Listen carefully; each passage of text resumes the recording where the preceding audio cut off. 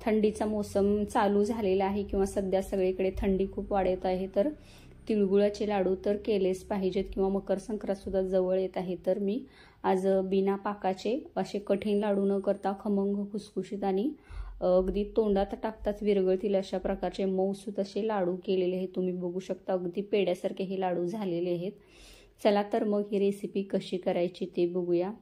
त्याआधी तुम्हाला एक छोटीशी रिक्वेस्ट आहे, जर चॅनेलवर जर नवीन असाल तर सबस्क्राईब करा आणि ज्यांनी सबस्क्राईब केलेलं आहे त्यांचं मनापासून धन्यवाद।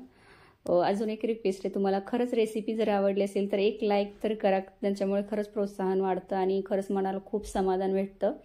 चला तर मग ही रेसिपी कशी करायची ते बघू। लाडू करण्यासाठी 2 वाट्या पांढरं तीळ घेतलेलं आहे, वजनी प्रमाणात ते 250 ग्रॅम आहे।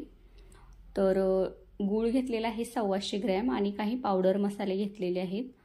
तर वेलची पावडर घेतलेली आहे, जायफळ घेतलेलं आहे किसून आणि सुंठ पावडर घेतलेली आहे थोडीशी आणि चिमूटभर मीठ घेतलेलं आहे। जायफळ ते आपली आल्याची किसणी असते छोटी, त्याने किसून घेतलेलं आहे। हे मसाले नाही घातले तरी चालतील किंवा हे पावडरी एखादी पावडर असली तरी चालेल किंवा नाही घातले तरीही लाडू छान होतात। तर आता गॅसवरती मी कढई ठेवलेली आहे आणि ही कढई गरम झाली की तीळ घालायचे आहेत। तर तीळ आहेत ते आपल्याला मध्यम आचेवरती भाजून घ्यायचे आहेत आणि आता मी पाव किलो तीळ घेतलेले होते, ते सगळेच तीळ आता घातलेले आहेत। आणि तीळ भाजताना शक्यतो खोलगट अशी कढई घ्यायची आहे, पसरट तवा किंवा पसरट ज्या कढई असतात ना त्या वापरायच्या नाहीत, कारण तीळ भाजताना भाजत आले की असे उडतात, भांड्याच्या बाहेर जातात, तर खोलगट कढईचा वापर करायचा आहे। तर मध्यम आचेवरती आता हे हळूहळू तीळ अशा प्रकारे भाजून घ्यायचे आहेत। गॅसची आच मोठी करायची नाही, तर मध्यम ते मंद आचेवरती हे तीळ आहे ते व्यवस्थित असे भाजून घ्यायचे आहेत। तर गुळाचं प्रमाण जे आहे ते मी तिळाच्या निम्म घेतलेलं आहे। तुम्हाला जर जास्त गोड आवडत असेल तर तुम्ही थोडंसं वाढवू शकता, पण इतकं जे प्रमाण जे सांगितलेलं आहे ते बरोबर होतं, माफक गोड होतात। तर तुम्हाला जास्त गोड आवडत असेल तर तुम्ही थोडंसं वाढवू शकता। तर तीळ आहेत ते आता भाजत आलेले आहेत, आणखी थोडा वेळ याला असं आपण हलवून घेऊया म्हणजे पूर्णतः तीळ भाजले जातील। तर रंग बदललेला दिसत आहे, तर मी आता गॅस बंद करणार आहे। तर कढई खूप गरम झालेली आहे, तर गॅस बंद करून सुद्धा आपण 2 ते 3 मिनिटं तीळ आहे ते भाजून घ्यायचे, म्हणजे त्याच्यातला थोडासा कच्चेपणा राहिलेला असतो तो सुद्धा निघून जातो आणि तीळ आहे ते व्यवस्थित असे भाजले जातात। तुम्ही बघू शकता मी गॅस बंद केलेला आहे आणि तरी सुद्धा तीळ आहे ते कढईतच ठेवलेले आहेत आणि अशा प्रकारे थोडा वेळ याला हलवून घेतलेला आहे। तर 2 ते 3 मिनिटांनी तीळ आहे ते मी सगळे काढून घेतलेले आहेत ताटामध्ये। हे तीळ भाजण्यासाठी मला जवळजवळ 14 ते 15 मिनिटं लागलेले आहेत मध्यम आचेवरती। तर परत एकदा गॅस मी चालू केलेला आहे आणि कढई ठेवलेली आहे। तर आता आपल्याला गूळ वितळवून घ्यायचा आहे। तर गूळ चिरून घ्यायचा, जेणेकरून गूळ आहे तो पटकन वितळला जातो, जास्त वेळ लागत नाही। तर मध्यम आचेवरतीच गूळ वितळवून घ्यायचा आहे, गॅसची आच मोठी करायची नाही। तर मध्यम आचेवरती अशा प्रकारे गूळ वितळवून घेणार आहे, खूप जास्त वेळ लागत नाही, लगेच होतो। तर याच्यात हलक्या अशा गाठी किंवा खडे राहिले की गॅस बंद करायचा आहे, कारण कढई गरम झालेली असते त्याच्यामुळे थोडंसं खडं राहिलं तरी सुद्धा चालतात, कारण ते कढईच्या गरमीमुळे वितळले जातात। तर आता मी गॅस बंद केलेला आहे आणि तुम्ही बघू शकता हलके असे याच्यात खडे राहिलेले आहेत, तर तेही वितळून जातील। तर असंच हलवून घ्यायचं आहे, पूर्णतः गूळ वितळलेला दिसत आहे, तुम्ही बघू शकता। इथं गूळ मी फक्त वितळवून घेतलेला आहे, कोणत्याही प्रकारचा पाक केलेला नाही, 1 तारी किंवा 2 तारी पाक न करता फक्त गूळ वितळवून घ्यायचा आहे। तर याच्यात मी सगळे आता गूळ वितळल्यानंतर तीळ घातलेले आहेत। तर गॅस बंदच आहे। तर सर्व तीळ अशा प्रकारे या गुळामध्ये मिक्स करून घेतलेले आहेत। तर आता आपण हे गॅसवरून खाली उतरवून घ्यायचं आहे। आता कढई तुम्ही खाली उतरवून घेतल्यानंतर याच्यातलं थोडं थोडं करून या मिक्सरच्या भांड्यामध्ये हे मिश्रण काढून घ्यायचं आहे आणि गरम असतानाच याची बारीक असं याला वाटून घ्यायचं आहे।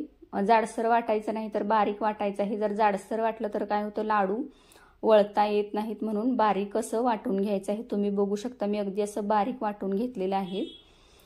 तर शक्यतो गरम असतानाच याचं सगळं असं बारीक असं वाटून घ्यायचं आहे। जर थंड झाल्यानंतर ते खूप असं गच्च होतं।